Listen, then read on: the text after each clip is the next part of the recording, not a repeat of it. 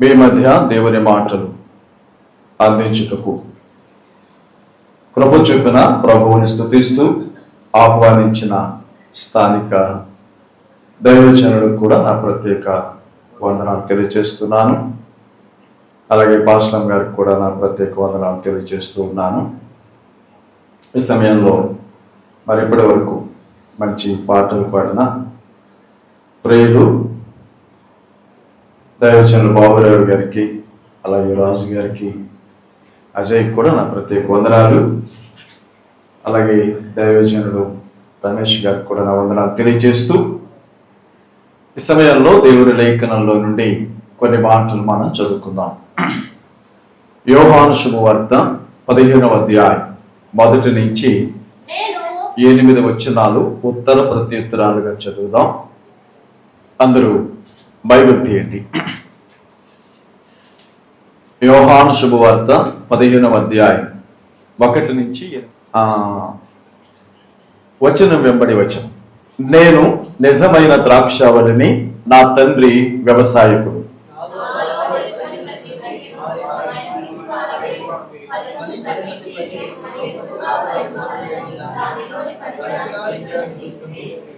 నేను మీతో చెప్పిన మాటను బట్టి మీరు ఇప్పుడు పవిత్రులై ఉన్నారు.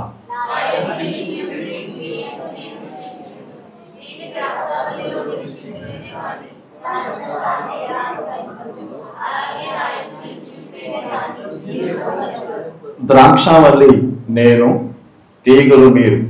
ఎవడు నా యందు నిలిచి ఉండునో, నేను ఎవని యందు నిలిచి ఉండునో వారు బహుగా ఫలించును. నాకు వేరుగా ఉండి మీరేమీ చేయలేరు.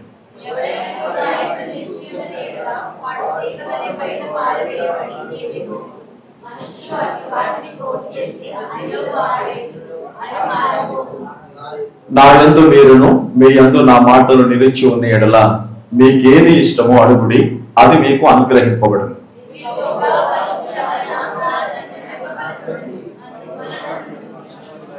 నా శిష్యులగుదురు.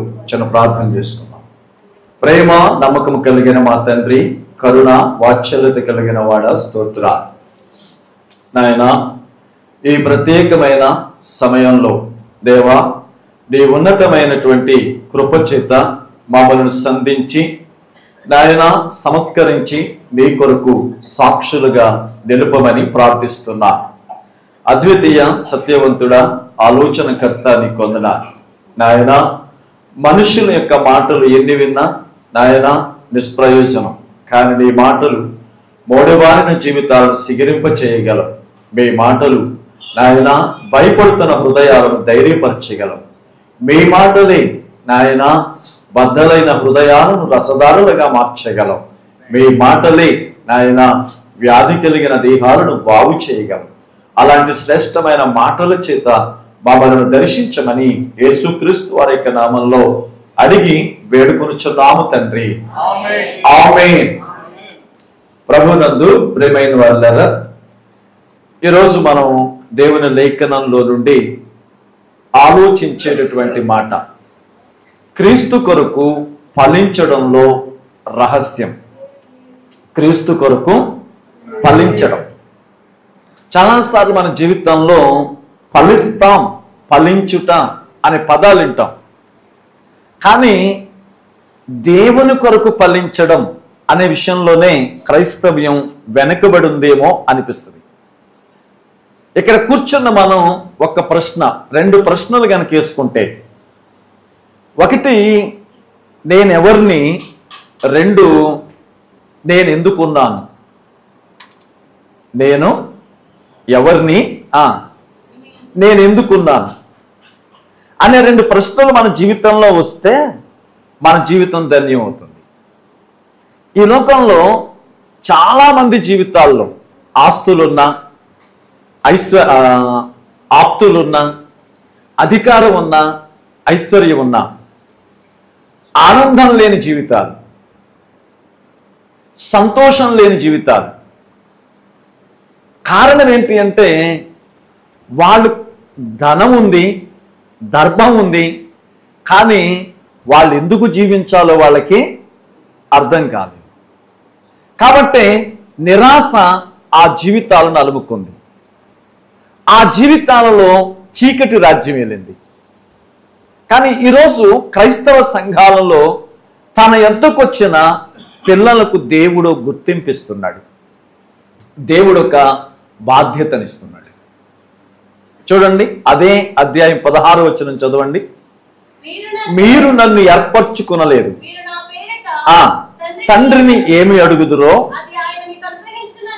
అది ఆయన మీకు అనుగ్రహించినట్లు మీరు వెళ్ళి ఫలించుటకును మీ ఫలము నిలిచి ఉండుటకును నేను మిమ్మును ఏర్పరచుకుని నియమించి తిని. ఈ మాటలో మనం చూస్తున్నప్పుడు ఆయన చెబుతున్న మాట, మీరు నన్ను ఏర్పరచుకోలేదు, నేను మిమ్మల్ని ఏర్పరచుకున్నాను. ఆయన అంటాడు, నేను ద్రాక్షావల్లిని, మీరు తీగలు. 2, నేను ద్రాక్షావల్లిని, మీరు తీగలు, మీరు ఫలించాలి. మనకున్న గుర్తింపు ఏంటంటే దేవుని పిల్లలు, దేవుని సంబంధులు, దేవుని కుటుంబము. దేవుని కుటుంబము అంటే తీగలు అన్నప్పుడు ఆయన ద్రాక్షావల్లితో ఉన్న బంధాన్ని చూపిస్తున్నాడు. చాలాసార్లు మనం మనుషులతో బంధాల గురించి ఆలోచిస్తున్నాం, దేవునితో మనకున్న బంధాన్ని గురించి ఆలోచించట్లేదు. మీరెవరు అని అడగగానే మనం చెప్పే సమాధానం ఎలా ఉంటుంది? మీరు ఎప్పుడైనా అనుకున్నారా? మీరెవరు అని అడిగితే యేసు ప్రభు చెప్తున్న మాట, పేతురు రాస్తున్నటువంటి మొదటి పత్రిక 2వ అధ్యాయం 9వ వచనం చూడండి. అయితే మీరు చీకటిలో నుండి ఆశ్చర్యకరమైన తన వెలుగులోనికి పిలిచిన వాని గుణాతిశయములు ప్రచురము చేయు నిమిత్తం ఏర్పరచబడిన వంశం, యాజక సమూహం, పరిశుద్ధ జనం, దేవుని సొత్తు. దేవుని సొత్తు అంటే మీరెవరు అని అడిగితే మేము దేవుని పిల్లలం. ఒక ప్రత్యేకమైన గుర్తింపు, ఓ ప్రత్యేకమైన గుర్తింపుని దేవుడు ఇస్తున్నాడు. ఈ లోకమంతటిలో నేనెవరు అన్న ప్రశ్నకి రక్షింపబడిన వారి దగ్గర ఉన్న సమాధానం, మేము దేవుని పిల్లలం. ఎవరు మనం? దేవుని పిల్లలం. దేవుని పిల్లలం. గుర్తింపు. ఆయన అంటున్నాడు, నేను ద్రాక్షావల్లిని, మీరు తీగలు. అంటే తీగ ద్రాక్షావల్లితో కలిసి ఉన్నట్టుగా మనము దేవుని సంబంధులం. గుర్తుంచుకోవాలి ఎప్పుడైనా, మనం ఎవరి సంబంధులం? దేవుని సంబంధులం. మనం లోక సంబంధులం కాదు, మనం ఈ ప్రపంచ సంబంధులం కాదు, లోక సంబంధులం. దేవుని సంబంధులం. ఆయన ఓ ప్రత్యేకమైన గుర్తింపు. ఏమన్నాడు?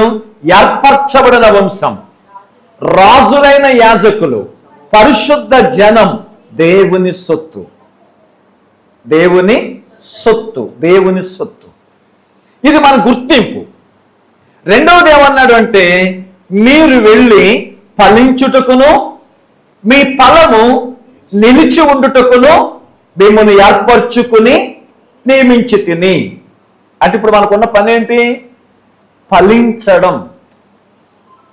మనకున్న పని ఏంటి? ఫలించడం. ఎప్పుడైనా మనం ఆలోచించామా? దేవుని కొరకు ఫలించడం, దేవుని కొరకు ఫలించడం. చాలాసార్లు దేవుడు నాకేమిచ్చాడు అనే దగ్గరే విశ్వాస ఆలోచిస్తున్నాడు. దేవుని దగ్గర నేను ఏం పొందుకోవాలి అని ఆలోచిస్తున్నావు. కానీ దేవుని కొరకు నేను ఏం చేశాను? దేవుడు నాకు అప్పగించిన బాధ్యతను నేను ఎంతవరకు నెరవేర్చగలిగాను? ఎప్పుడైనా ఆలోచన చేశారా? ఈ రోజున అవసరాలు తీర్చుకోవడానికి దేవుని చుట్టూ తిరుగుతుంది సమాజం. కానీ జ్ఞాపకం చేసుకోండి, మన బాధ్యత అంటే ఆయన అంటాడు, మీరు ఫలించుట. ఏం చేయాలంట? ఫలించుట. దేవుని కొరకు ఫలించడంలో కొన్ని ప్రాముఖ్యమైన విషయాలు మీకు జ్ఞాపకం చేస్తాను. మొట్టమొదటిది క్రియలతో కూడిన పవిత్రమైన జీవితం. క్రియలతో కూడిన పవిత్రమైన జీవితం అంటే ఫలించడం అనేసరికి ఆ చెట్టు యొక్క చూడండి, ఒక కాయను తెచ్చి మనం వేస్తాం, అది మొలిచిన తర్వాత ఫలిస్తుంది. ఎలా ఉంటుంది అది? మనం ఏ విత్తనం వేసామో దానిలా ఉంటుంది. ఇప్పుడు రైతు ఆ మొక్కను చూసి తాను చూసినటువంటి ఆ ఫలం ఆ చెట్టు దగ్గర కనబడగానే ఎంత ఆనందం. ఇప్పుడు మనమంతా దేవుని సంబంధులం అని మాట్లాడుకున్నాం, దేవుని కొరకు ఫలించడం అనుకున్నాం. అయితే ఇప్పుడు అంటాడు మొదటి ఫలం ఏంటి అంటే క్రియలతో కూడిన పవిత్రమైన జీవితం. క్రియలతో కూడిన పవిత్రమైన జీవితం అంటే మత సంబంధమైన కర్మకాండలు కాదు. పవిత్రత అంటే మత సంబంధమైన కర్మకాండలు కాదు. మత సంబంధమైన కర్మకాండలు ఎలా ఉంటాయి? జోళ్ళు లేకుండా నడిస్తే పుణ్యం అంట, చన్నీళ్లతో స్నానం చేస్తే పవిత్రత అంట. ఇవన్నీ మత సంబంధమైన కర్మకాండలు. మనోళ్ళు కూడా అనుకుంటారుగా 40 రోజులు మాంసం మానేస్తే మంచిదట, 40 రోజులు పువ్వులు పెట్టుకోవడం మానేస్తే మంచిదంట, 40 రోజులు పెళ్లిళ్ళు చేసుకోకపోతే మంచిదంట, 40 రోజులు కొత్త బట్టలు కట్టుకోకపోతే మంచిదంట. ఏంటివన్నీ? కర్మకాండలు. మతానికి సంబంధించిన విషయము ఏ వ్యక్తికి తృప్తినివ్వదు. కానీ ఒక వ్యక్తి జీవితంలో పవిత్రమైన జీవితం చూడండి, రోమీయులకు రాసిన పత్రిక 6వ అధ్యాయం 22. అయినను ఇప్పుడు పాపము నుండి విమోచింపబడి దేవునికి దాసులైనందున పరిశుద్ధత కలుగుటయే మీకు ఫలం. ఫలం ఏంటంట? పరిశుద్ధత కలుగుటయే మీకు ఫలం, దాని అంతము నిత్య జీవం. ఇప్పుడు మన జీవితంలో మొట్టమొదటి ఫలం ఏంటి? పరిశుద్ధత. సమాజం వరాల గురించి దెబ్బలాడుకుంటుంది, ఫలాల గురించి ఆలోచన చేయదు. సమాజం వరాలు ఉన్నోళ్ళు ఆలోచిస్తుంది, ఫలాలు ఉన్నోళ్ళ గురించి ఊచే ఉండదు మనకి. ఇక్కడ చూస్తున్నప్పుడు దేవుని కోసం ఫలించడం అంటే పవిత్రమైన జీవితం. చూడండి, కొరింథీయులకు రాస్తున్నటువంటి పత్రిక 2వ పత్రిక 7వ అధ్యాయం 1వ వచనం. మనకు ఈ వాగ్దానములు ఉన్నవి కనుక దేవుని భయముతో పరిశుద్ధతను సంపూర్తి చేసుకొనుచు శరీరమునకును ఆత్మకు కలిగిన సమస్త కల్మషము నుండి మనలను పవిత్రులుగా చేసుకుందుము. అంటే ఫలించడం అనే విషయాన్ని ఇక్కడ జ్ఞాపకం చేసుకుంటే ఏమని చెప్తుంది? పవిత్రమైన జీవితం. ఇప్పుడు పవిత్రమైన జీవితం అంటే మరో మాట చెప్పనోడు మీకు, అదేమిటి అంటే పాపం పైన విజయం. దేని మీద విజయం? పాపం పైన విజయం. అత్తగారి మీద కాదు, తోటికోడల మీద కాదు. మన విజయాలన్నీ ఎవరి మీద ఉంటాయి? అయితే అత్తగారి మీద, లేదంటే తోటికోడల మీద, కుదిరితే అన్నగారి మీద, లేదంటే తోలలుడి మీద. ఇవన్నీ విజయాలు అనుకుంటున్నాం మనం. విషయం ఒక్క మాటతో నోరు ముయించేసిందండి. అసలు నీకు తెలుసా? ఇది కాదు. మన విజయం ఏంటి అంటే పాపము పైన విజయం. పాపమును ఎదిరించి నిలబడ్డం, పాపమును చేతకాని దానిగా ఓడించడం. ఇక్కడ కూర్చున్న మన జీవితాల్లో ఒకసారి ఆలోచన చేయండి. మన బ్రతుకులను ఒకసారి జ్ఞాపకం చేసుకుందాం. మనం పాపమును జయించిన వారిగా ఉన్నామా? పాపమును జయించడం అంటే ఇంతకుముందు ఆవేశం వస్తే అపవిత్రమైన మాటలు మాట్లాడేవాళ్ళం. ఇంతకుముందు ఆవేశం వస్తే అవతల వాళ్ళు ఆత్మహత్య చేసుకోవాలి అన్నంతగా మాట్లాడాం. ఇంతకుముందు ఆవేశం వస్తే అవతల వాళ్ళ జీవితాలను ఏమన్నా విమర్శించాం. ఇప్పుడు విజయం సాధించడం అంటే ఆవేశాన్ని మన కాలుకి బానిసగా మార్చుకోవడం, కోపాన్ని జయించడం, అపవిత్రతను జయించడం. ఈ రోజున మన జీవితంలో అలా జయించిన అనుభవాలు ఉన్నాయా? జయించిన అనుభవాలు ఉన్నాయా? మన జయ జీవితం సమాజంలో కనబడుతుందా? అయ్యి బాబోయ్, ఇంతకు ముందండి ఆమె నోట్లో నోరు పెట్టినా డ్రైనేజీలో నోరు పెట్టినా ఒక్కటేనండి, ఇప్పుడండి బాబు చర్చికి వెళ్ళిన తర్వాత ఎంత మారిపోయిందోనండి. ఉందా మనకి ఇలాంటి సాక్ష్యం? ఉందా ఇలాంటి జీవితం? అంటే ఆమె పాపాన్ని జయించింది, కోపాన్ని జయించింది. ఈ రోజున మన జీవితంలో జ్ఞాపకం చేసుకుందాం, దేవుని కొరకు ఫలించడం అంటే క్రియలతో కూడిన పవిత్రమైన జీవితం. దాన్నే పౌలు గారు అన్నాడు. మళ్ళా చూద్దామా, రోమీయులకు రాసిన పత్రిక 6:22. ఇప్పుడు మనం పాపము నుండి విమోచింపబడి దేవునికి దాసులైనందున పరిశుద్ధత కలుగుటయే మీకు ఫలం. పరిశుద్ధత కలగడం అంటే ఇంకా కొంచెం అర్థం అవడానికి ఒక మాట చెప్తున్నాను. మీరు నాలుకని జయించాలి, మీ చెవిని జయించాలి, మీ కన్నును జయించాలి. చాలాసార్లు మన జీవితంలో దేన్నైనా జయించగలుగుతున్నాం, కానీ నాలుకని జయించలేకపోతున్నాం. బెత్తెడు నాలుక బారుడి శరీరాన్ని హాస్పిటల్ పాలు చేస్తుంటుంది, అవును కదా? బెత్తెడు నాలుక. ఒకసారి పళ్ళన్నీ గెలిసి మీటింగ్ పెట్టుకున్నాయట. సరే, ఈ లోపల నాలుగు వెళ్ళందంట, పాపం మీరు 32 మంది అన్నదమ్ములు, మీలాంటి వాళ్ళు నాకు దొరకడం చాలా అదృష్టం. ఎంత కటువైన పదార్థాన్నైనా చాలా నమిలి నమిలి నమిలి మీరు కొంచెమైనా తినకుండా నాకు ఇస్తున్నారు. నేను దాన్ని చాలా ఆస్వాదిస్తున్నాను. ఇంత ఆనందాన్ని కలగజేస్తున్నా మీకు ఏదైనా మేలు చేయాలనుకుంటున్నాను. ఏం కావాలో కోరుకోండి అందంట. ఎవరిని? పళ్ళని. పళ్ళని అన్నాయంట, నువ్వు మాకేమీ చేయని అవసరం లేదు, మనం చేయాల్సిన ఉపకారం ఒకటి ఉంది. ఎవరు పడితే వాళ్ళ మీద నోరేసుకుని పడిపోకు.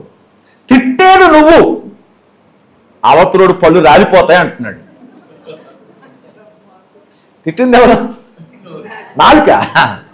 అవతరుడు ఏమంటున్నాడు? మరి ఉడితే ఎవరికి దెబ్బ తగులుద్ది? పళ్ళుకు తగులుతుంది, కానీ నాలుగు తగులుద్దా? ఈరోజు చాలాసార్లు మన జీవితంలో కూడా ఇలాంటి సందర్భాలు ఉంటాయి. చూడండి, మన నాలుకని జయించాలి. జయించగలుగుతున్నామా? మన జీవితంలో అనేక విషయములలో తప్పిపోవచ్చున్నాం అని యాకోబు మాట్లాడుతాడు. ఎవడైనను తన మాట యందు తప్పని ఎడల సర్వ శరీరమును లోపరుచుకును అని చెప్తాడు. అంటే ఒకటి జ్ఞాపకం చేసుకోండి, యేసుక్రీస్తు కొరకు ఫలించడం అంటే క్రియలతో కూడిన పవిత్రమైన జీవితం. రెండవ మాట మీకు జ్ఞాపకం చేస్తున్నాను. రెండవ మాట మనం చూస్తే ఫలించడం ఒకటి క్రియలతో కూడిన పవిత్రమైన జీవితం. రెండవది మన సమృద్ధిలో ఇతరులతో పంచుకోవడం. చూడండి, రోమీయులకు రాసిన పత్రిక 15:28. ఈ పనిని ముగించి ఈ ఫలమును వారికి అప్పగించి నేను మీ పట్టణము మీదుగా స్పెయిన్కు ప్రయాణము చేతును. ఏమని చెప్తున్నాడంటే, యెరూషలేములో కరువు వచ్చింది. ఇప్పుడు వాళ్ళ దగ్గరికి వెళుతూ రోమా పట్టణస్తులతో మాట్లాడుతున్నాడు. ఏమని మాట్లాడుతున్నాడు అని అడిగితే, నేను యెరూషలేం వెళుతున్నాను, ఇదిగో వారి కొరకు కొంతమంది తమ సమృద్ధి నుంచి వాళ్ళకి ఇచ్చారు, నేను వాళ్ళకి అప్పగించడానికి వెళుతున్నాను. అంటే చాలాసార్లు మన జీవితంలో దేవుడు మనకిచ్చిన సమృద్ధిని మన సహోదరులతో పంచుకోవడం కూడా ఫలించడం. చూడండి అపోస్తుల కార్యాలు 2వ అధ్యాయం 44. విశ్వసించిన వారందరూ ఏకముగా కూడి తమకు కలిగినదంతయు సమిష్టిగా ఉంచుకునిరి. ఇదియుగాక వారు స్థిరాస్తులను అమ్మి అందరికి వారి వారి అక్కర కొలది పంచిపెట్టింది. ఇక్కడ ఒక మాట ఏమనిందంటే, దేవుడు అడిగింది కాదు, దేవుని ఆజ్ఞ ఎంత మాత్రం కాదు. కానీ ఎప్పుడైతే వారు రక్షింపబడ్డారో, ఎప్పుడైతే వారి జీవితంలో ప్రభువు కొరకు జీవించడం ప్రారంభించారో, వారు కనుల ఎదుట ఉన్న వ్యక్తులకు సహాయం చేయడానికి ఏమైపోయారు? ముందుకొచ్చారు. యోహాను రాసినటువంటి మొదటి పత్రిక 3వ అధ్యాయం 17 చూడండి. ఈ లోకపు జీవనోపాధి అయిన గలవాడు తన సహోదరునికి లేమి కలుగుట చూచి అతని ఎడల ఎంత మాత్రమును కనికరము చూపని వాని యందు దేవుని ప్రేమ ఎలాగో అర్థమవుతుందా? ఫలించడం అంటే ఎక్కడో ఆలోచిస్తున్నాం. కానీ ఆయన అంటున్నాడు, ఈ లోకంలో నీ తోటి సహోదరుడు, నీ పక్క సహోదరుడు నా జీవనోపాధి లేక ఇబ్బంది పడుతుంటే నీ సమృద్ధిలో వానికి పాలు ఇవ్వలేనప్పుడు నువ్వు దేవుణ్ణి ప్రేమించానని చెప్పడం ఎంతవరకు నిజం?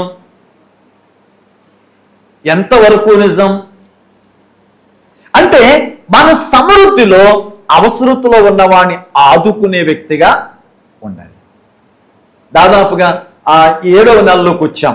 సంవత్సరంలో అర్ధ భాగం నడిచిపోయింది. గడిచిన 6 నెలల్లో ఇదిగోనండి ఇబ్బందులో ఉన్న నేనొక్కరికి సహాయం చేశాను అని ఏమన్నా చెప్పగలమా? ఎంతసేపు చూసినా దేవుడు నాకు అది ఇవ్వలేదు, ఇది ఇవ్వలేదు అన్న రోదనే తప్ప దేవుడిచ్చిన దానిలో పక్క వాళ్ళకి ఎవరికైనా మనం సహాయం చేసామా? పక్క వాళ్ళకి ఎవరికైనా మనం ఆదరణ కలిగించే వ్యక్తులుగా ఉన్నామా? పక్క వాళ్ళు ఎవరితోనైనా మన సంతోషాన్ని, మన సమృద్ధిని పంచుకునే వాళ్ళగా ఉన్నామా? ఈ రోజున జ్ఞాపకం చేసుకోండి. దేవుని యొక్క వాక్యంలో అంతియోకు సంఘస్థులు గాని, తెస్సలోనిక సంఘస్థులు గాని, కొరింథీ సంఘస్థులు గాని ఇదిగో పక్క వాళ్ళ యొక్క అవసరతలో పాలిభాగస్తులుగా ఉన్నారు. కనుకనే ఫలించడం అంటే జ్ఞాపకం చేసుకోండి, మన సమృద్ధిలో అవతల వారితో పంచుకోవడం కూడా ఫలించడమే. మొదటి ఫలం పవిత్రత అనుకుంటే, రెండవ ఫలం పంచుకోవడం.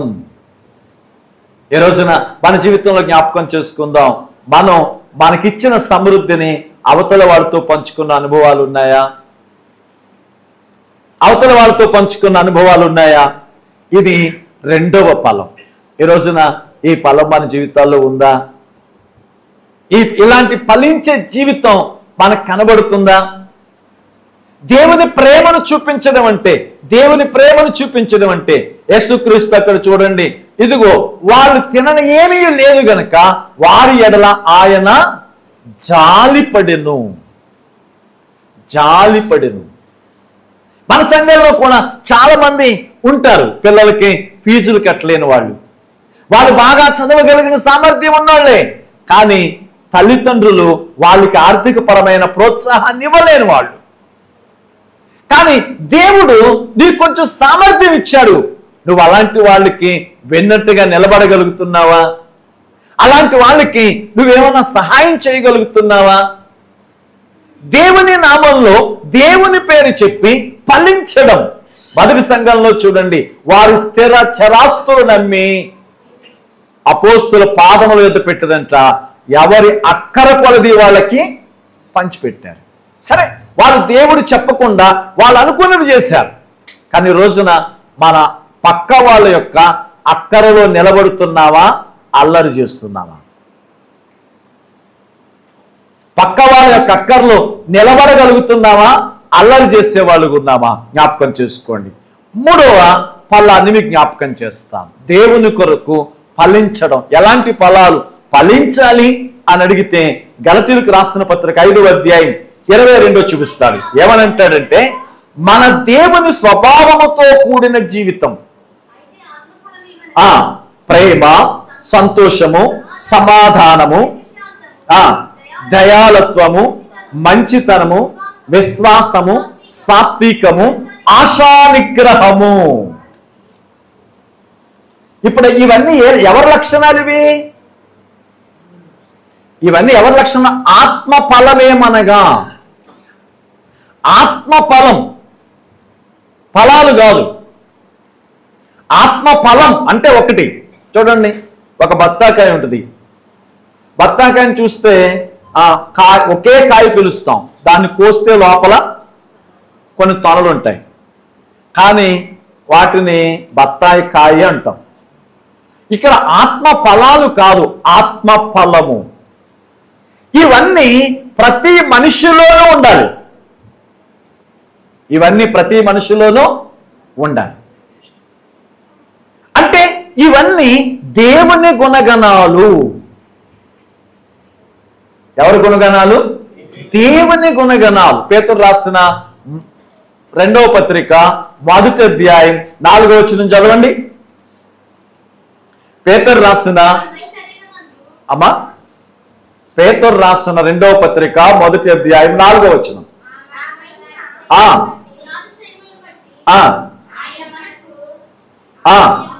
అమూల్యములను అత్యధికములైన వాగ్దానములను అనుగ్రహించి ఉన్నాడు. ఆ దురాశను అనుసరించుట వలన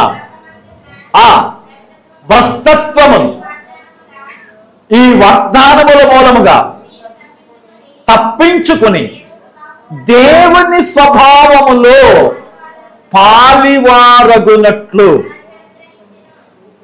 ఇప్పుడు మనం ఏ స్వభావంలో పాలివారు కావాలి? ఉన్నారా లేరు? ఇక్కడ ఉన్నారు. ఇక్కడ హల్లెలూయా. మీరు దేవుని స్వభావంలో పాలివారు. దేవుని స్వభావంలో పాలివారు. ఇప్పుడు ఫలించడం అని అడిగితే ఆత్మ ఫలం అంటే మనలో ఏ స్వభావం రావాలి? కాకి పిల్లకి ఏ స్వభావం వస్తుంది? కుక్క పిల్లకి ఏ స్వభావం వస్తుంది? సింహం పిల్లకి ఏం స్వభావం వస్తుంది? చీమకి ఏ స్వభావం వస్తుంది? మనిషి పిల్లకే, దేవుని పిల్లలకే. రైట్. ఇప్పుడు మనమంతా ఎవరు? దేవుని పిల్లలు. ఫలించడం అంటే దేవుని స్వభావాన్ని సంతరించుకోవడం. ఫలించడం అంటే దేవుని స్వభావాన్ని సంతరించుకోవడం. ఎలా ఉంటుంది చూడండి. మనం పాల సపోటా అంటాం, చాలాసార్లు తీరుంటారుగా. పాల సపోటా అది ఒరిజినల్గా పాల సపోటా కాదు. పాల మొక్క వేరు, సపోటా వేరు. కానీ ఆ నర్సరీలో ఏం చేస్తారంటే పాల మొక్కను ముందు పెంచి సపోటాను తెచ్చి దానికి అంటు కడతారు. కొన్ని రోజుల తర్వాత ఈ పాలు సపోటా ఏకమై పాల సపోటా అవుతుంది. కింద మొదలేమో పాల మొక్క, పైన సపోటా మొక్క, కానీ అద్భుతమైనటువంటి ఫలాలను ఇస్తుంది. ఇప్పుడు మన జీవితంలో దేవుని స్వభావాన్ని సంతరించుకోవాలి. ఫలించడం అంటే క్రీస్తు యేసులోనికి బాప్తీసం తీసుకున్న మనం, క్రీస్తు యేసులోనికి బాప్తీసం తీసుకున్న మనం దేవుని కుటుంబ సభ్యులు, దేవుని సొత్తు, దేవుని జనం. ఇప్పుడు మనం ఎలా ఉండాలి? దేవునిలా ఉండాలి. ఆయన అంటాడు, మీరందరూ నా పిల్లలు, మీరందరూ నా పిల్లలు. ఇప్పుడు ఆత్మఫలం ఏమనగా ప్రేమ. ఏముండాలంట? ప్రేమ. ఎప్పుడైనా వారు జ్ఞాపకం చేసుకోండి, మనం వస్తువులు ప్రేమిస్తున్నావా, మనుషుల్ని ప్రేమిస్తున్నావా? యేసుక్రీస్తు యెరూషలేములోని దేవాలయంలో ఉన్న బంగారాన్ని ప్రేమించాడా, యెరూషలేము ప్రజలను ప్రేమించాడా? ఆయన చివరి దినాన్ని ఏడుస్తూ ఒక మాట అంటాడు, యెరూషలేము ఆ పట్టణమును చూచి ఆయన ఏడ్చి, అంటే అందమైన పట్టణాన్ని చూసి ఏడ్చాడా? అందులో చావబోతున్న జనాన్ని చూసి ఏడ్చాడా? ఈరోజు మీరు జ్ఞాపకం చేసుకోండి, అప్పులు చూసుకుని ఏడుస్తున్నారా? అపవిత్రత చూసి ఏడుస్తున్నారా? ఎంతసేపు చూసినా పిల్లలు బాగుపడలేదని ఏడుస్తున్నారు కానీ పిల్లలు రక్షింపబడలేదని ఏడవడం లేదు.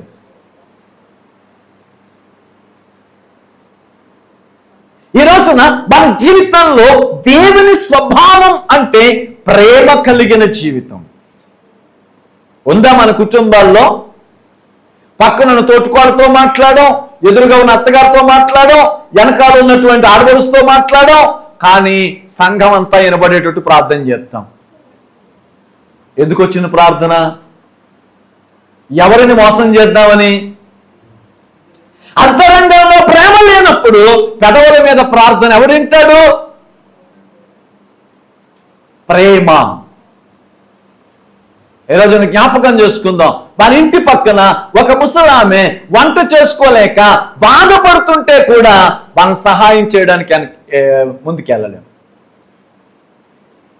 కానీ ఆయన మనలను ప్రేమించి పాపముల చేత అపరాధముల చేత చచ్చిన వారమై నిత్య నాశనానికి అడుగుడు దూరాన్ని నిలిచినప్పుడు ఆలస్యం చేయక పనికి రాని వారమని తెలిసి మన కొరకు తన ప్రాణాన్ని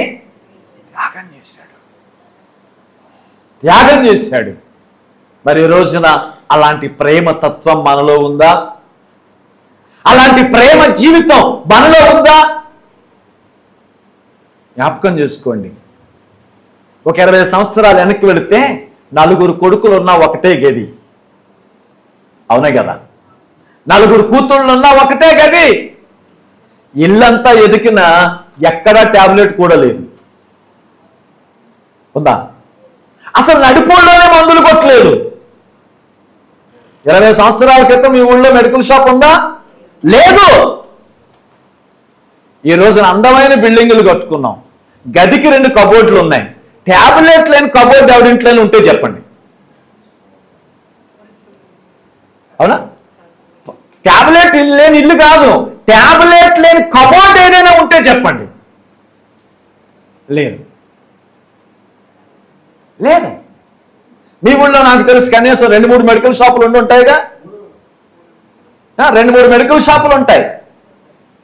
అంటే మనకు అందుబాటులోకి వచ్చినాయి అనుకుంటున్నాం, కానీ మీరు జ్ఞాపకం చేసుకోండి, మనలో ప్రేమ చచ్చిపోయింది. మనలో ఏం చచ్చిపోయింది? ప్రేమ చచ్చిపోయింది. కాబట్టి రోగం పెరిగింది.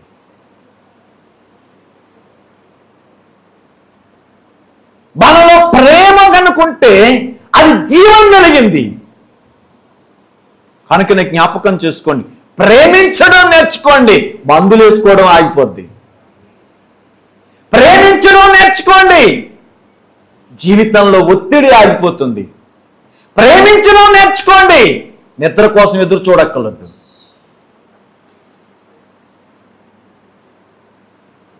ఈ మాటలు మనం చూస్తున్నాం. ప్రేమ.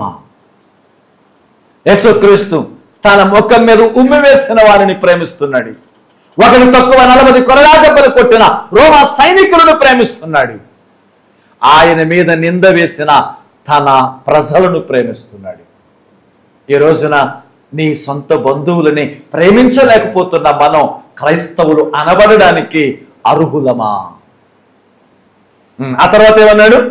ఆత్మఫలమేమనగా ప్రేమ, సంతోషం. ఇంకా ప్రేమ లేనప్పుడు సంతోషం ఏంటి? ఇంకా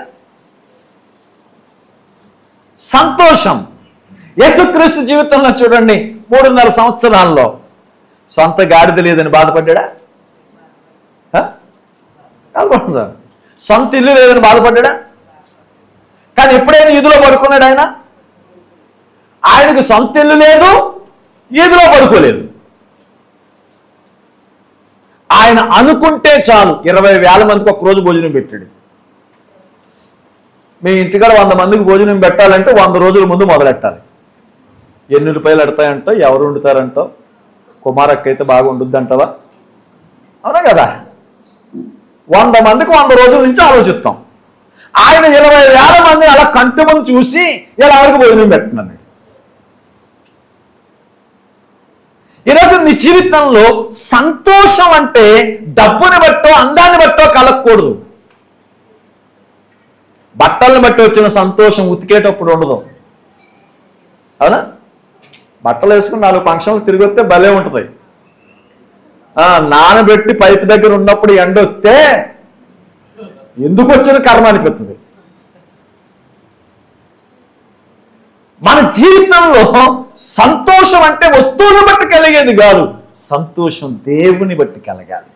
ఆ తర్వాత చూడండి, సమాధానము.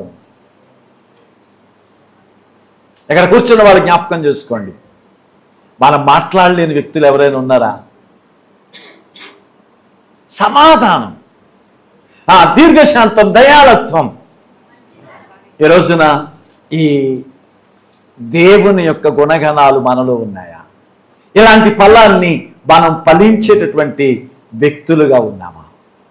యోహాను రాసిన మొదటి పత్రిక 4:19, ఆయనే మన మొదటను ప్రేమించను కనుక మనము ప్రేమించుచున్నాం.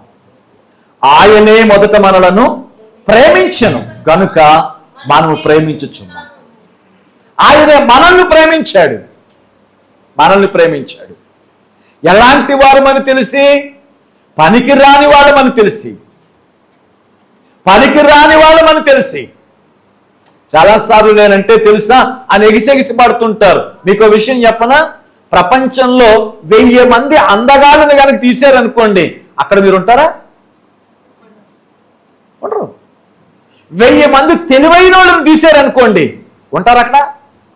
ప్రపంచం మొత్తం 1000 మంది ధనవంతులు చేశారనుకోండి, ఉంటారు అక్కడ? 1000 మంది బలవంతులు చేశారనుకోండి, ఉంటారా? ఉండరు. కానీ ఏముందని ఎగిసెగిసి పడతాం? సాటి మనిషిని ప్రేమించండి, సాటి మనిషితో సమాధానం కలిగి ఉండండి, సాటి మనిషిని ఆదరించండి. ఇది దేవుని తత్వం.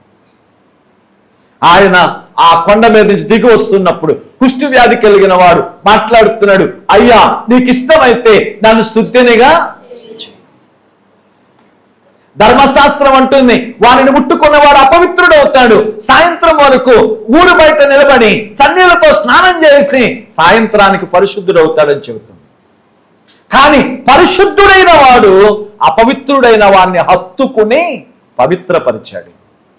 ఈ రోజున మనం ప్రేమించే వ్యక్తులుగా ఉన్నామా? ఎందుకమ్మా ఆమెతో గొడవ? ఎలా ఉన్నారని అడిగితే బాగుంటుందిగా అని అడగగానే ఏమంటో తెలుసు? ఎలా మాట్లాడమంటారండి పాస్టర్ గారు? ఎన్నేసి మాట్లాడదో తెలుసా మీకు? ఎన్నేసి మాట్లాడదో. నీ సొంత రక్త సంబంధిని, నీ తోటి సహోదరుణ్ణి నువ్వు ప్రేమించలేనప్పుడు, క్షమించలేనప్పుడు నువ్వు దేవుని కొరకు ఏం ఫలిస్తావు?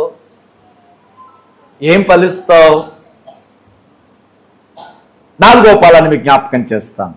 దేవుని యొక్క వాక్యంలో 4వ ఫలం మంచి క్రియలతో కూడిన జీవితం. చూడండి, కొలస్సీలకు రాసిన పత్రిక 1వ అధ్యాయం 10వ వచనం. ఆయన చిత్తమును సంపూర్ణముగా గ్రహించిన వారే ప్రతి సత్కార్యములో సఫలులగుచు దేవుని విషయమైన జ్ఞానమందు అభివృద్ధి పొందుచు అన్ని విషయములలో ప్రభువును సంతోషపెట్టునట్లు. ఆయన అంటాడు, ఆయన చిత్తమును సంపూర్ణముగా గ్రహించిన వారే ప్రతి సత్కార్యములోనూ సఫలులగుచు. అంటే మన జీవితంలో మంచి క్రియలు, జ్ఞాపకం చేసుకోండి, మనం క్రియల చేత రక్షింపబడం. కానీ రక్షింపబడిన తర్వాత ఏముండాలి? క్రియలు ఉండాలి. యాకోబు గారు అంటాడు, క్రియలు లేని జీవితం మృతం, ప్రాణం లేని దేహం. మరి క్రియలు ఎక్కడున్నాయి? మన జీవితంలో అలాంటి క్రియలు కలిగిన వ్యక్తులుగా మనం ఉండగలుగుతున్నామా? చూడండి, మత్తయి సువార్త 5వ అధ్యాయం 16వ వచనం. మనుష్యులు మీ సత్క్రియలను చూచి పరలోకమందున్న మీ తండ్రిని మహిమపరచునట్లు వారి ఎదుట మీ వెలుగు ప్రకాశింపనీయండి. ఉన్నాయా ఉన్న క్రియలు మన జీవితంలో? ఏమన్నా మంచి పనులు, మంచి క్రియలు? ప్రజలు సంతోషించేటట్లుగా, ప్రజలు కన్నీళ్లు తుడవగలిగినట్లుగా, ప్రజల్ని ఆదరించగలిగినట్లుగా మన జీవితంలో ఎలాంటి క్రియలు చేస్తున్నాం? చాలాసార్లు మనం ఏదో భక్తి అనుకుంటున్నాం, కానీ భక్తితో పాటు సత్క్రియలు. ఎఫెసీయులకు రాసిన పత్రిక 2వ అధ్యాయం 10వ వచనం చూడండి, ఒక అద్భుతమైన మాట. వాటి యందు మనం నడుచుకునవలెనని దేవుడు ముందుగా సిద్ధపరిచిన సత్క్రియలు చేయుటకై మనం క్రీస్తు యేసునందు సృష్టించబడిన వారమై ఆయన చేసిన పని. అపోస్తుల కార్యాల్లో దొర్కా అనే ఒక సహోదరు ఉంటుంది. ఆమె రక్షింపబడిన తరువాత ఆ ఊరిలోని విధవరాండ్రందరికీ అంగీలు కుట్టించిందట. ఆ ఊరిలోని విధవరాండ్రికి ఆకలికి అన్నం పెడుతూ ఉండేదట. ఆ చుట్టుపక్కల ఉన్న ప్రజలకి అవసరాలలో ఆదుకుంటూ ఉండేదట. సరే, కాయిలా పడింది, వ్యాధి వచ్చింది, ఆమె చనిపోయింది. ఆమెను కడిగి మంచం మీద పెట్టి పక్కన పేతురుంటే పేతురు గారికి కౌరు పంపారు. పేతురు గారు వచ్చి ఆమెను తాకి ప్రార్థన చేయగానే ఏమైంది? ఆమె బ్రతికింది. ఇప్పుడు చెప్పండి, ఆమెని బ్రతికించింది ఆమె సత్క్రియల, పేతురు ప్రార్థన సత్క్రియలు.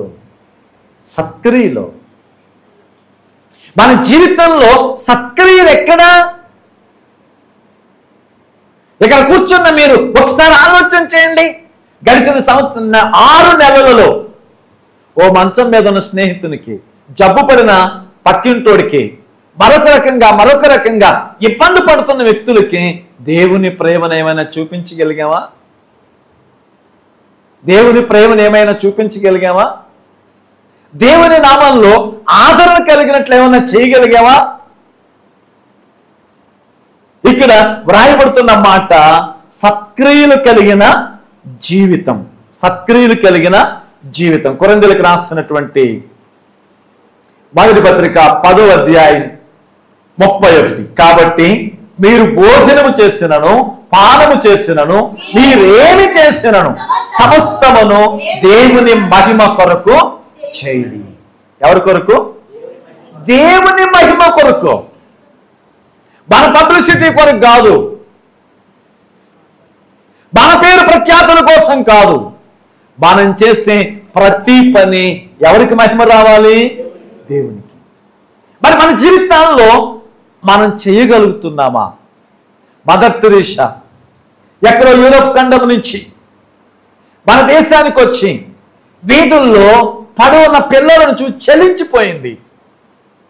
కుష్ఠ వ్యాధుల వాళ్ళను చూసి, అయిన వాళ్ళే కాదని గెంటేస్తే ఆ కురుపులు రసికారుతూ చావు కొరకు ఎదురు చూస్తున్న వ్యక్తులను చూసి చలించిపోయింది. ఆమె వీళ్ళ కొరకు నేను ఏమైనా చెయ్యాలి, దేవునికి మహిమ కలిగినట్లు, వీడికి ఆనందం కలిగినట్లు వీడి కొరకు ఏమైనా చెయ్యాలి. కలకత్తాలో ఒక రోజున ఒక పూజారికి వాంతులు, డయేరియా వచ్చింది, కలరా వచ్చి అందరూ చావు బ్రతుకుల మధ్య ఆ వ్యక్తిని చూడడానికి కూడా ఇష్టపడడం లేదు. కానీ అలాంటి సమయంలో కూడా ఆమె అతని దగ్గరికి వెళ్ళి తీసుకువెళ్ళి ట్రీట్మెంట్ చేసింది. బ్రతికిన తర్వాత ఆయన ఒక మాట అన్నాడు. ఏమన్నాడు తెలుసా? అమ్మా, ఇంతకాలం మా పక్కనున్న నీ ఆశ్రమం ఎప్పుడు తీసేస్తారా అని చూశాను, కానీ నేను చాలా మంది బాగుండాలని చేశాను, కానీ నా అవసరతలో నా పక్కన నిలబడినోడు ఎవడు లేడు. ఈ రోజున మన జీవితంలో అలాంటి ప్రేమను చూపేటటువంటి సత్క్రియలు మనలో ఏమన్నా ఉన్నాయా? ఏమైనా చేయగలుగుతున్నామా? ఈ రోజున జ్ఞాపకం చేసుకోండి, మన ప్రజల మధ్య, మన బంధువుల మధ్య, మన స్నేహితుల మధ్య ఫలించడం అంటే క్రియలతో కూడిన జీవితం. నేను నమ్ముకున్నాను కాదు, క్రియలు కలిగిన జీవితం, ఆదరించగలిగిన జీవితం. ఎదుగో పరలోకమందున్న మీ తండ్రిని మహిమపరిచినట్లు మనుష్యుల ఎదుట మీ సత్క్రియలు. మరి ఏం చేస్తున్నాం మనం? మరొక మాట మీకు జ్ఞాపకం చేస్తున్నాను. ఎన్ని విషయాలు చెప్పాను? 4. పాస్టర్ గారు గుర్తుపెట్టుకున్నారు. మొదటి పాలం ఏమని చెప్పాను? పవిత్రత అనే పాలం. తర్వాత సమృద్ధిని పంచుకోవడం. 3వది దేవుని స్వభావాన్ని కలిగి జీవించడం. 4వది మంచి క్రియలు. ఇప్పుడు కృతజ్ఞత కలిగిన జీవితం. ఎలాంటి పాలం అంట? కృతజ్ఞత. చూడండి, హెబ్రీయులకు రాసిన పత్రిక 13:15. కాబట్టి ఆయన ద్వారా మనము దేవునికి ఎల్లప్పుడూ స్తుతియాగం చేయడం, అనగా ఆయన నామమును ఒప్పుకొనుచు జిహ్వా ఫలము అర్పిస్తాం. కృతజ్ఞతా ఫలం, కృతజ్ఞతా జీవితం. కృతజ్ఞతా జీవితం. పాత నిబంధన అంతట్లో చూస్తే దేవుణ్ణి సంతోషపరచడానికి వాళ్ళు పొలము నుండో మందల నుండో తెచ్చారు. కానీ క్రొత్త నిబంధనలో దేవుణ్ణి సంతోషపరచడానికి మన పెదవుల నుండి వచ్చే పదాలే. వాళ్ళు పొలము నుండి వచ్చే ఫలాలు తెచ్చారు. వాళ్ళు ఆ పశువుల మంద నుంచి తెచ్చారు. కానీ మనం నేటి దినాలలో పెదవుల నుంచి వచ్చే పదాలే దేవుని నామానికి మహిమను తెస్తాయి. కృతజ్ఞత. ఈరోజు నేను అనుకున్నాను ఇంచుమించుగా మరి ఆ 2010 అనుకుంటున్నాను నేను. 2010 2010లో ఆ రోజు 2010లో జూలై నెల 8వ తారీఖు వర్షం వస్తానే ఉంది. 7వ తారీఖు కూడా వర్షం వస్తానే ఉంది. అవునా? వర్షం వస్తానే ఉంది. వర్షం వస్తానే ఉంది. చర్చి నిండా కర్రలు ఉంటానే ఉన్నాయి. కానీ దేవుడు చేస్తున్న కార్యం ఆ రోజు ఆనందం. కానీ కాలంతో పాటు ప్రజలు ఏమయ్యారు? ఇప్పుడు కృతజ్ఞత. ఈ మాటను మనం చూస్తున్నప్పుడు చాలా జాగ్రత్తగా ఆలోచన చేయాలి. కృతజ్ఞత, కృతజ్ఞత. ఈ మాటలు చూస్తున్నప్పుడు ఆయన మాట్లాడుతున్నాడు, మన జిహ్వా ఫలము ఆయనకి అర్పించడం. క్రీస్తుని గురించి మాట్లాడగలుగుతున్నావా? క్రీస్తుని గురించి చెప్పగలుగుతున్నావా?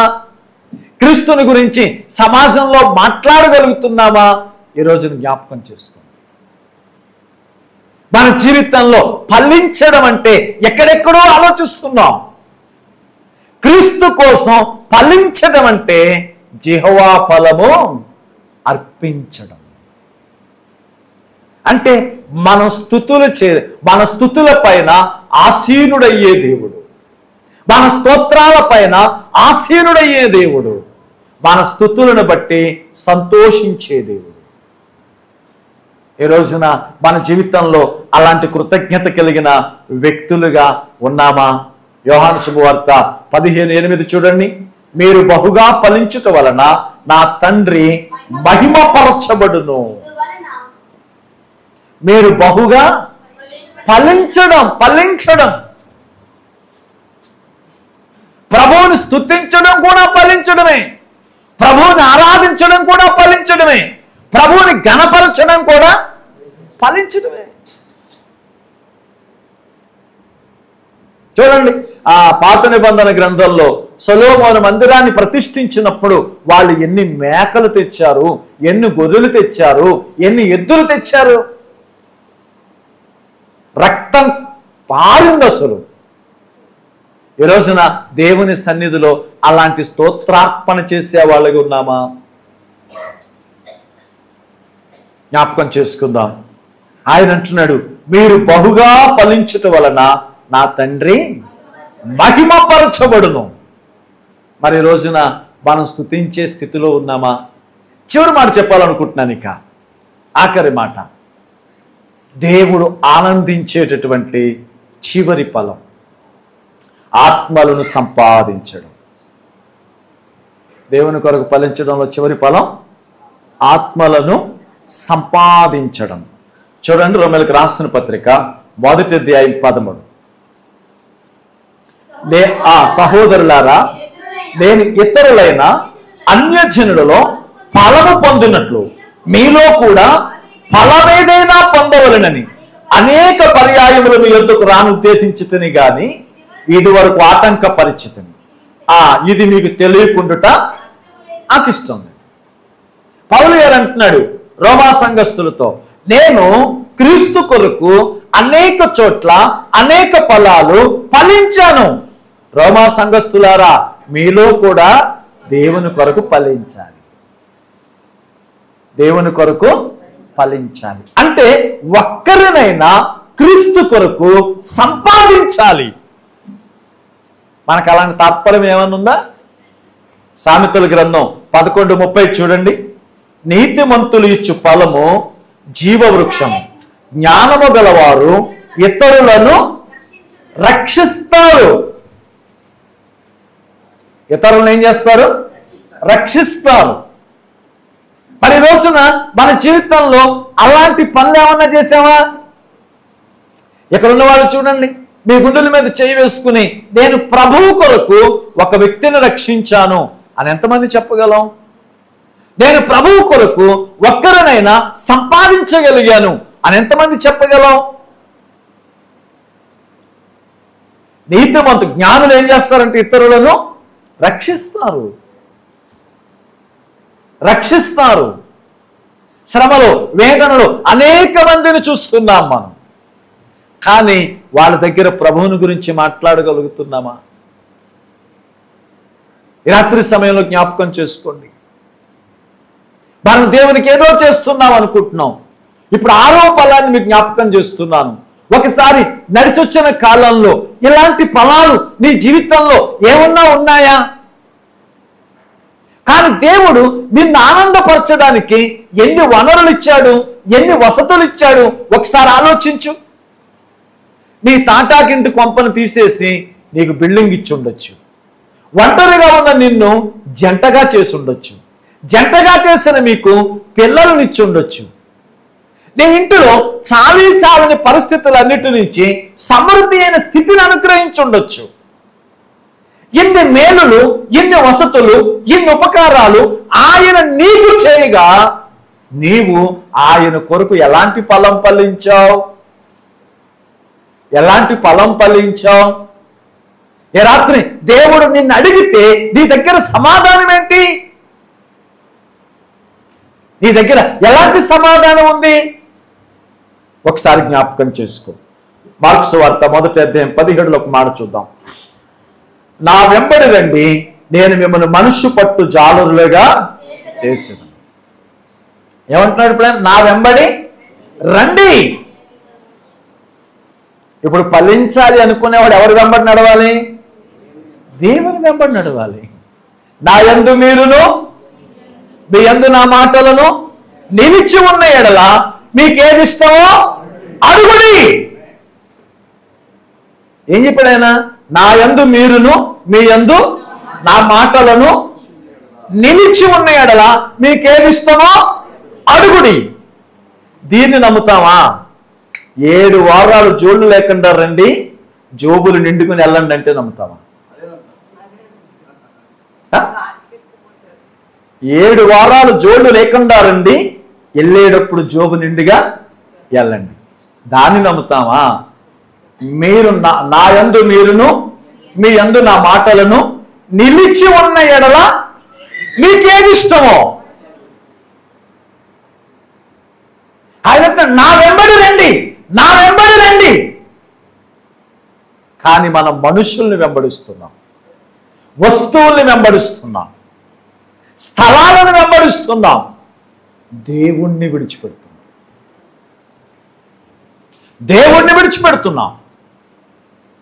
జ్ఞాపకం చేసుకోండి, లోక సంబంధంగా కొన్ని విషయాలు సంపాదించవచ్చేమో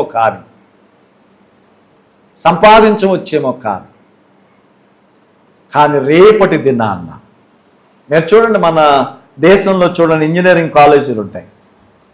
ఒక సంవత్సరం 1,00,000 మంది డిగ్రీ సంపాదిస్తారు, కానీ 100 మందికి ఉద్యోగాలు వస్తాయి. డిగ్రీ ఎంతమంది సంపాదించారు? ఉద్యోగం ఎంతమందికి వచ్చింది? 100 మందికి. ఈ 100 మందికి జీతం లక్షల్లో ఉంటుంది. మిగిలిన 99,900 మందికి జీతం వేలల్లో ఉంటుంది. వాళ్ళు ఒకే కాలేజీలో చదివి ఉండొచ్చు, ఒకే సర్టిఫికెట్ ఉండొచ్చు. కానీ కారణం ఏంటంటే వీళ్ళ చేతిలో సర్టిఫికెట్ ఉంది, వాళ్ళ చేతిలో టాలెంట్ ఉంది. రేపు జరిగేది కూడా అదే. ఏం జరుగుతుంది అని అడిగితే వీళ్ళు భౌతికంగా ఆస్తులు సంపాదించవచ్చు, వాళ్ళు అమరత్వానికి అర్హత సంపాదిస్తారు. ఏ మాటలు వింటున్నా ప్రభువునందు ప్రేమైన వాళ్ళరా, క్రీస్తు కొరకు ఫలించడం, ఇతరులను రక్షించడం. కొరింథీయులకు రాసిన 2వ పత్రిక 5వ అధ్యాయం 20 వచ్చింది. కావున దేవుడు మా ద్వారా వేడుకొనున్నట్లు మేము క్రీస్తుకు రాయబారులమై దేవునితో సమాధానపడుడని క్రీస్తు పక్షముగా మిమ్మలను వేడుకొనుచున్నాం. ఎప్పుడైనా ప్రభువుని ఎరగిన వాళ్ళ దగ్గర దేవుని తరపున ప్రతినిధివై దేవునికి ప్రేమకు ప్రతిరూపంగా మాట్లాడేవా? నీ కనుల ఎదుట ఇంతమంది ప్రభువుని ఎరగక లోకాన్ని విడిచిపెడుతుంటే ఏం చేస్తున్నావు? మనం చెప్పే మాట ఇలా ఉంటుంది. యోహాను సువార్త 4వ అధ్యాయం 35 చూడండి. ఇంకా 4 నెలలైన తర్వాత కోతకాలం వచ్చిందని మీరు చెబుతున్నారు. ఎదుగో మీ కనులెత్తి పొలాన్ని చూడండి, అవి ఇప్పుడే తెల్లబారినవి. మనం అంటాం రేపు చెబుదాంలేండి, ఎల్లుండి చెబుదాంలేండి, కానీ ఇప్పుడే వారు మరణానికి చేరువవుతున్నారు. ఒకరోజు నేను విజయవాడ నుంచి మీటింగ్ నుంచి వస్తున్నాను. మార్గ మధ్యలో ఒక ఫోన్ కాల్ వచ్చింది. మా సంఘ పెద్ద గారు, పాస్టర్ గారు, సత్యనారాయణ గారికి ఒంట్లో బాగాలేదు, మీరు ఒకసారి రావాలి. అయ్యా నేను మీటింగ్కి వెళ్ళాలి. ఎక్కడికి? పెదమల్లం వెళ్ళాలి నేను. సార్ ఇలాగే వెళ్తారుగా, ఆగి కాందేళ్ళంకలో ప్రార్థన చేసి వెళ్ళిపోండి అన్నాడు ఆయన. నేను మీటింగ్ టైం అయిపోతుంది, విజయవాడ నుంచి కొంచెం లేట్ అయ్యింది, కానీ బైక్ వేసుకుని వెళుతున్నాను. ఈ హడావిడిలో వాళ్ళ ఇంటి ముందు నుంచి వెళ్ళాను, కానీ ఇల్లు మర్చిపోయింది. మీటింగ్కి వెళ్ళిపోయాను, మీటింగ్ అయిపోయింది, వాక్యం చెప్పేసాం. భోజనం చేసేటప్పుడు మరలా ఫోన్, పాస్టర్ గారు మీరు రాలేదేటండి? తమ్ముడు నేను మర్చిపోయాను, ఇప్పుడు వస్తున్నాను. ఇప్పుడు వచ్చే ఏం ప్రయోజనం అండి, ఆయన చనిపోయాడు. ఇప్పుడు వచ్చే ఏం ప్రయోజనం అండి, ఆయన చనిపోయాడు. ఈరోజు ఒకసారి ఆలోచన చేస్తే ఆ సంగతి గుర్తుకొచ్చినప్పుడల్లా హృదయం వేదనతో. కారణం ఏంటంటే ఆ వ్యక్తికి ఒక మాట చెప్పడానికి, మాట్లాడడానికి ఒక అవకాశం ఇచ్చాడేమో దేవుడు. కానీ చిన్నపాటి అశ్రద్ధ ఆ వ్యక్తి మరణానికి కారణమైంది. రేపు దేవుడు అడిగితే నేనేం చెప్పాలి? దాని గురించి నేను బాధపడని రోజు లేదు. దాని గురించి నేను ఆలోచిస్తే కన్నీళ్లు రాని సందర్భం ఉంది. ఇక్కడ కూర్చున్న ప్రేమైన వాళ్ళారా, మీ జీవితాలలో ఇలాంటి సందర్భాలు ఎన్నొచ్చుంటాయో ఒకసారి చూడండి. రేపు చెబుదాంలే, ఇప్పుడు చెబితే ఏమనుకుంటారో, మళ్ళా చెబుదాంలే, ఈ లోపులో జరగరాని పనులు జరిగిపోతూ వచ్చాయి. రేపొద్దున్న ఆ నీతి సూర్యుడు ఎదుట నిలబడినప్పుడు, ఆయన ధవల సింహాసనం ఎదుట నిలబడినప్పుడు మీ పక్కింటి ఆవిడ అంటది, ఇదిగోనండి ఈమె మీ దగ్గరకు వస్తూ ఉండేది కానీ ఎప్పుడు ఒక్క మాట చెప్పారు కదయ్యా, ఈమె కనుక ఒక్క మాట చెప్పుంటే నేను ఎప్పుడో నమ్ముకుందునయ్యా. ఇప్పుడు ఆమెను ఒక పక్కన నిలబెట్టి నేను కేకేస్తారు. మరి ఏంటి సంగతి చూడు, ఏం చెప్తావు? ఇక్కడ పాస్టర్ గారికి ఏంటి, వద్దామనుకున్నానండి, మా అక్క వచ్చింది. బైబిల్ పట్టుకుని బయలుదేరని పాస్టర్ గారు, మీతో చెప్పకూడదు కానీ పాస్టర్ గారి కంటే ఏదో మసిపూసి మారేడుగా చేయొచ్చు. అక్కడ దేవుడు ఏం చెప్తాం? ఈ రాత్రి ఆలోచించు. దేవుని కొరకు ఫలించడం. ఒక సమరయ స్త్రీ మాట్లాడినప్పుడల్లా అపవిత్రమైన స్త్రీ అని, బరి తెగించిన స్త్రీ అని, పనికిరాని స్త్రీ అని మాటలు విని ఉంటావు. కానీ ఆ రోజు అంటది, నేను సుకారు అని మా ఊరిలో అనేకులను, సుకారు అనే ఊరిలో అనేకులను నేను చెప్పి, ఈరోజు జ్ఞాపకం చేసుకో. ఆ రోజు ఏమంటారో తెలుసా? అక్క, ఆ రోజుల్లో నేను వీధిలో నిలబడితే రాళ్ళేసి కొట్టే పరిస్థితుల్లో, కానీ నా దేవుని గురించి చెప్పిన తర్వాత చచ్చినా పర్లేదు అనుకున్నాను. ఈరోజు చెప్పగలవా? ఈరోజు చెప్పగలవా?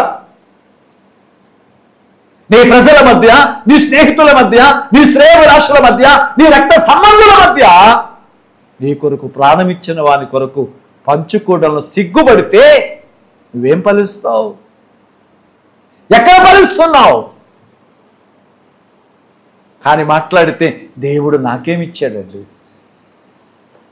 దేవుడు నాకేమిచ్చాడండి అని మాట్లాడుతూ ఉంటావు. కొరింథీయులకు రాసిన మొదటి పత్రిక 15వ అధ్యాయం 10వ వచనం చివరి మాటలు చెప్పినట్టు ముగించాలనుకుంటున్నాను.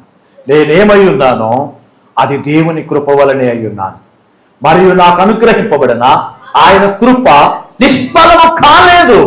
కానీ ఆ వారందరికంటే నేను ఎక్కువగా ప్రయాసపడితిని. ఆ ప్రయాసపడినది నేను కాదు, నాకు తోడయ్యున్న దేవుని కృప. పౌలు గారు అంటున్నాడు, ఇదిగో అపోస్తులందరికంటే అల్పుడును అయినను అందరికంటే ఎక్కువగా ప్రయాసపడ్డాను, ఖండాంతరాల్లో సేవ చేశాను. ప్రయాణాలు లేని రోజుల్లో, ప్రతికూలమైన పరిస్థితుల మధ్య, ప్రత్యర్థుల ఎదుట నా ప్రభువుని గురించి సాక్షిగా నిలబడ్డాను. నేనెంత ప్రయాసపడ్డానో నా ఎడలు చూపిన కృప నిష్ఫలం కాలేదు. మరి ఈరోజు నీ మీద చూపిన ఆ కృప ఫలిస్తుందా, నిష్ఫలమవుతుందా? ఒకసారి నిన్ను నువ్వే పరిశీలించుకో. ప్రభు ఎదుట సరి చేసుకోవడానికి ప్రయత్నించి. చివరి దినాలకు వచ్చాం. ఇంకా ఎంతకాలమో ఏంటో అనుకుంటున్నావేమో, మేడలు కడదాం, మిద్దెలు కడదాం, ఊళ్ళు వెళ్దామని. ఊపిరాగిపోయే రోజులు దగ్గర పడ్డాయి. ఊహలు ఊళ్ళు ఏరమంటుంది, ఊపిరాగిపోయే రోజులు దగ్గర పడ్డాయి. ఈరోజైనా నీ దేవుని కొరకు నువ్వు ఫలించగలవా? ఫలించగలవా? చివరి మాట యోహాను శుభవార్త 15:4, నా యందు నిలిచియుండుడి, మీ యందు నిలిచియుందును. తీగ ద్రాక్షావళిలో నిలిచి ఉంటేనే గాని తనంతట తానే ఎలాగూ ఫలింపదు, అలాగే నా యందు నిలిచి ఉంటేనే కానీ వేరును ఫలింపరు. సొంత ప్రయత్నాలు చేసి, సొంత ఆలోచనలు చేసి, మీ బలాన్ని నమ్ముకుని భంగపడకండి. ఈ రాత్రి దేవుని కొరకు ఫలించాలంటే మనం ఎక్కడుండాలి? ఆయనలో ఉండాలి. ఎక్కడుండాలి? ఆయనలో ఉండాలి. ఈ రోజున ఆయనలో ఉన్నామా? ఆయనలో ఉన్నామా? ఆయనలో ఉంటే నువ్వెలా ఉంటావు? దేవునిలా ఉంటావు. ఆయనలో ఉంటే దేవునిలా ఉంటావు. ఆయనలో ఉంటే ఆత్మలను సంపాదించే వ్యక్తిలా ఉంటావు. ఆయనలో ఉంటే కృతజ్ఞత కలిగిన వ్యక్తిగా ఉంటావు. ఆయనలో ఉంటే ఆ మంచి క్రియలు కలిగి ఉంటావు. ఆయనలో ఉంటే ఆయన స్వభావాన్ని కలిగి ఉంటావు. ఆయనలో ఉంటే సమృద్ధిని పంచుకునే వ్యక్తిగా ఉంటావు. ఆయనలో ఉంటే క్రియలతో కూడిన పవిత్రమైన జీవితం. ఈ మాటలు నేను ముగించబోతున్నాను. ఆయన చెబుతున్న ఒక్క మాట మీరు చదివితే గుండె ఆగిపోతుందేమో అనిపిస్తుంది. గుండె ఆగిపోతుందేమో అనిపిస్తుంది. యోహాను శుభవార్త 15:6 ఎవడైనను నా యందు నిలిచి ఉండని ఎడల వాడు తీగ వలె బయట పారవేయబడి ఎండిపోవును. అట్టి వాటిని పోగు చేసి అగ్నిలో పారవేస్తారు. కాదు, ఇప్పుడు జ్ఞాపకం చేసుకో, నువ్వు ఆయనలో ఉంటే ఫలిస్తావు, ఆయనకు వెలుపులుంటే మండిపోతావు. ఆయనలో ఉంటే ఫలిస్తావు, బయట ఉంటే మండిపోతావు. ఎక్కడున్నావు? నీ జీవితాన్ని జ్ఞాపకం చేసుకో. ఈ రాత్రి దేవుడు నీతో మాట్లాడుతున్న మాటలు, ఈ రాత్రి ప్రభు నీతో మాట్లాడుతున్న మాటలు చాలా సుస్పష్టంగా సూటిగా నీతో మాట్లాడుతున్నాడు. ఈ కాలానికి, ఈ ప్రపంచానికి అంతం తరుముతుంది, ఆగిపోబోతుంది. ప్రకృతి చక్రం నిలవబోతుంది. మిక్కటమైన వేంద్రముతో, మహాశబ్దముతో లయమైపోబోతుంది. అయితే దానికి ముందు మనం జ్ఞాపకం చేసుకుందాం, ఆయన కొరకు ఫలించడం. ఎవరి కొరకు? ఆయన కొరకు. మరి మనం ఫలించే వ్యక్తులుగా ఉన్నామా? 6 ఫలాలు చెప్పాను మీకు. 6 ఫలాలు. ఒకటి పవిత్రమైన జీవితం. పవిత్రమైన జీవితం జ్ఞాపకం చేసుకోండి. రెండవది సమృద్ధిలో పంచిపెట్టే జీవితం. మూడవది దేవుని స్వభావాన్ని కలిగిన జీవితం. నాలుగవది మంచి క్రియలు కలిగిన జీవితం. ఐదవది కృతజ్ఞత కలిగిన జీవితం. ఆఖరిది ఆత్మలను సంపాదించే జీవితం. ఇప్పుడు ఈ 6 రకాల్లో మనం ఎక్కడో ఒక చోట తప్పి ఉంటే, ఇవందరిలోనూ ఖచ్చితంగా ఉండాలి. మనం తప్పి ఉంటే ఈ రాత్రి ప్రభువు దగ్గర సరి చేసుకుందాం. ప్రభువు దగ్గర సరి చేసుకుందాం. జ్ఞాపకం చేసుకోండి, ఫలించే చెట్టుకి నీళ్లు కావాలని అడగాల్సిన అవసరత లేదు. ఫలాన్ని కోసుకునేవాడే దాని శ్రద్ధ కూడా చేస్తాడు. ఇదిగో క్రీస్తు కొరకు ఫలించడం మొదలు పెడితే మన మీద దృష్టి నిలుపుతాడు, మన అవసరాలు తీరుస్తాడు, మన అక్కరలు తీరుస్తాడు. మన సంతోషమే, మన ఆరోగ్యమే, మన ఆనందమే ఆయన ధ్యేయం. అనగల మొక్క ఎంత ఆరోగ్యంగా ఉంటే రైతుకి అంత ఎక్కువ ఫలం వస్తుంది. ఈ రోజున ఫలించడం మొదలు పెడితే శ్రద్ధ చేయడం ఆయన మానక చేస్తాడు. కనుక ఈరోజు జ్ఞాపకం చేసుకున్న తలలు వంచండి. ప్రతి ఒక్కరు ప్రభు ఎదుట జ్ఞాపకం చేసుకోండి. ప్రభు కొరకు నువ్వు ఫలించగలుగుతున్నావా? పవిత్రమైన జీవితాన్ని కలిగిన వ్యక్తిగా ఉన్నావా? క్రియలతో కలిగిన జీవితం ఉందా? నీ సమృద్ధిలో ఇతరుల అక్కరలు తీర్చే వ్యక్తిగా ఉన్నావా? దేవుని యొక్క స్వభావాన్ని కలిగిన వ్యక్తిగా ఉన్నావా? ప్రభువు కొరకు ఇతరులను రక్షించగలిగిన వ్యక్తిగా నువ్వు ఉన్నావా? అలా లేకపోతే ఏ రాత్రి నీ ప్రభువు నీతో మాట్లాడుతున్నాడు.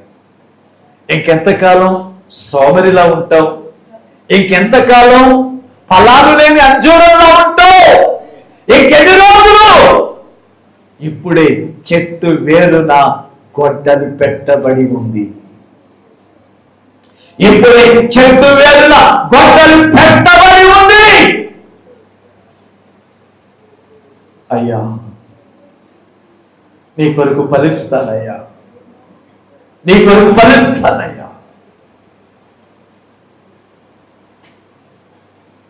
ఇంకెంతకాలం ఫలాలు లేదని చూడం. ప్రేమ నమ్మకం కలిగిన మా తండ్రి, కరుణావాత్సల్యత కలిగిన వాడా, స్తోత్రాలు. ఇదిగో నాయన, నీ ఉన్నతమైన కృప చేత మమ్మల్ని దర్శించి మాతో మాట్లాడిన మహనీయుడా నీకు వందనాలు.